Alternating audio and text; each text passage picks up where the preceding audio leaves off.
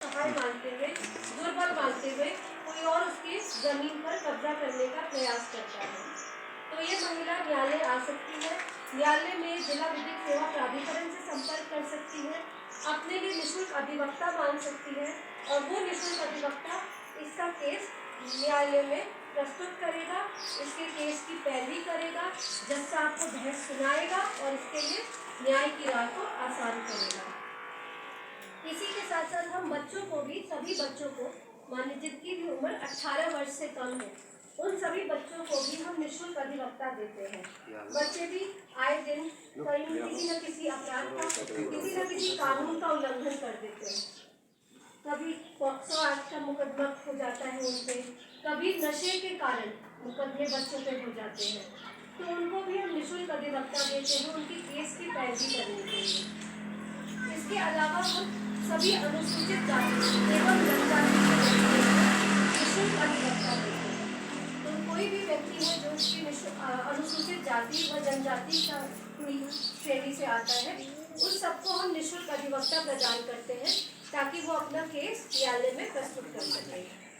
इसके अलावा हम सभी वरिष्ठ नागरिकों को, जिनकी भी उम्र 60 वर्ष से अधिक है, इन सबको भी हम निःशुल्क अधिवक्ता प्रदान करते हैं।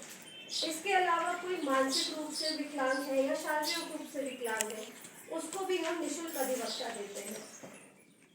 फिर अभी कोई अगर जेल में निरुद्ध बंदी है, किसी पे मुकदमा हो जाता है और वो जेल में चला जाता है, तो उसको भी उसका केस लड़ने के लिए हम निःशुल्क अधिवक्ता देते हैं।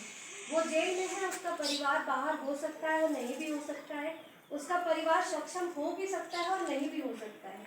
ये बात की परवाह किए बिना हम उसको निःशुल्क अधिवक्ता देते हैं ताकि वो उसका केस अच्छे से लड़ सके, उसको भी न्याय मिल सके।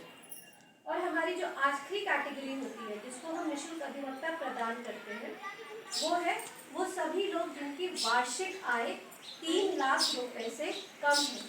तो जिन सबकी वार्षिक आय 3 लाख रुपए से कम है, उन लोगों को भी हम निःशुल्क अधिवक्ता प्रदान करते हैं। तो जब हमारे पास कोई निःशुल्क अधिवक्ता के लिए प्राप्त करने के लिए कोई प्रार्थना पत्र आवेदन आता है, तो उसके साथ पहला दस्तावेज जो हम मांगते हैं वो है आधार कार्ड। दूसरा, अगर वो अनुसूचित जाति या जनजाति का व्यक्ति है तो हम उसका जाति प्रमाण पत्र मांगते हैं। और अगर वो 3 लाख रुपए से कम आय का व्यक्ति है तो हम उसका आय प्रमाण पत्र मांगते हैं और उसके आधार पर हम उनको निःशुल्क अधिवक्ता प्रदान कर देते हैं। तो ये तो हो गया निःशुल्क अधिवक्ता देने का कार्य। दूसरा जो हम कार्य करते हैं, हम कई लोगों को कानूनी सलाह भी देते हैं। जैसे कोई व्यक्ति हमारे पास आता है, अब भारत में बहुत सारे कानून हैं और आम जनमानस को नहीं पता है कि किस कानून से उसको राहत मिलेगी। किसी का जमीन के टुकड़े पे अगर कब्जा हो गया तो उसको किस कानून से राहत मिलेगी, कौन सा कानून से उसको न्याय मिलेगा, ये उसको जानकारी नहीं होती है। ये जानकारी लेने के लिए अगर वो किसी अधिवक्ता के पास जाएगा तो फिर से उसको फीस देनी होगी अधिवक्ता की, परंतु ये जानकारी वो हमसे निःशुल्क प्राप्त कर सकता है कोई भी व्यक्ति।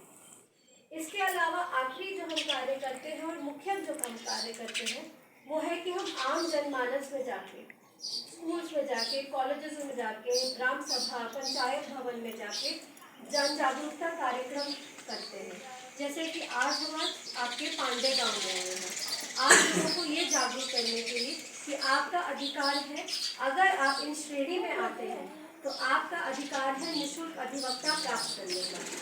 अगर आपका कोर्ट से संबंधित कोई भी काम है या तहसील से संबंधित भी कोई काम है, आपको जन्म प्रमाण पत्र बनाना है, मृत्यु प्रमाण पत्र बनाना है, या आपको अपना खतौनी निकलवानी है, कुछ और कार्य करना है, तो आप अपने सब कार्य में जिला विधिक सेवा प्राधिकरण की मदद